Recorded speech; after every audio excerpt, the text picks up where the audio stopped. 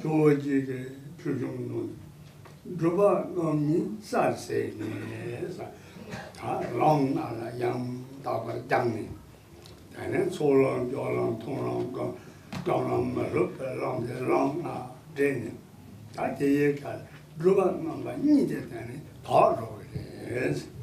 In this way, according or based on the short instructions of a teacher which summarize the essence or condense the essence, we have heard of the 5 segments or 5 aspects of the path and how one proceeds from one to the other. We have started out with the 2 aspects of the path of accumulation and then moved into the path of joining, the path of seeing, and have reached now at the path of familiarization or training, which one could also call the path of the path of meditation.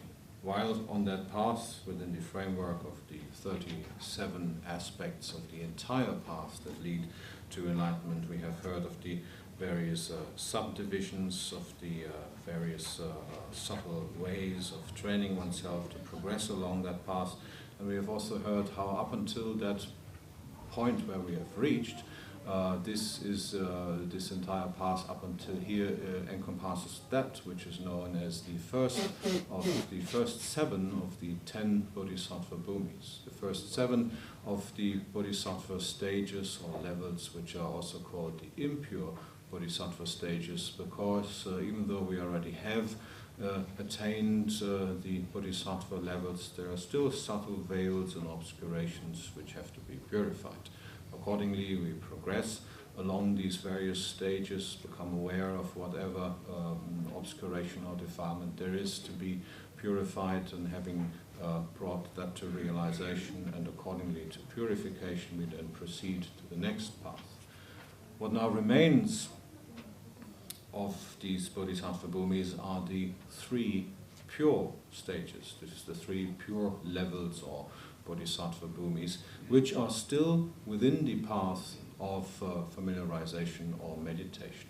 Here there are no more veils and obscurations as such to be purified or to be eradicated, but there are still subtle steps of progress to be made until we finally achieve that which comes at the very end or at the very top of these Bodhisattva levels, which is nothing other but the awakening to complete Buddhahood or the full enlightenment of Buddhahood. And once one has achieved that state, once one has realized, has brought about this awakening, well then indeed there is nothing more to be done, there's nothing more to be learned or to be realized, which is also why that final of the 5th path is known by the term of the path of no more learning.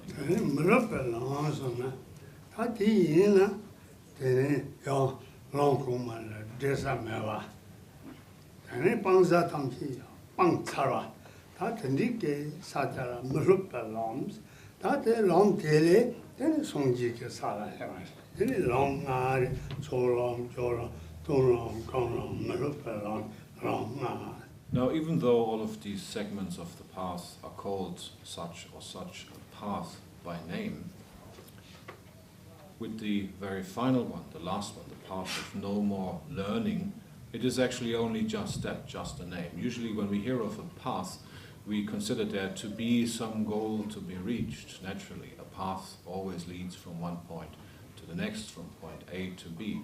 But having reached at that particular segment of the path, then there is, as it is called, no more learning. Then the very end, the highest benefit of traversing such a path has been reached. We have achieved full awakening, we have achieved perfect Buddhahood, and there is nothing more to be learned, there is no more path to be traversed in any which way. Whatever was there to be abandoned, even the most subtle things, has been abandoned. Whatever was there to be adopted, to be realized, even the most subtle thing has been adopted and realized, and we have now achieved this very end, the end point of that path. And since there is nothing more to be done, there is nothing more to be learned or realized, this is the very reason why it is termed the path of no more learning. So in this way, we have now heard a brief explanation of the 5 segments or the 5 parts of the way that is to be traveled, the 5 paths which are commonly known as the path of accumulation, the path of joining, the path of seeing, the path of familiarizing, and the path of no more learning.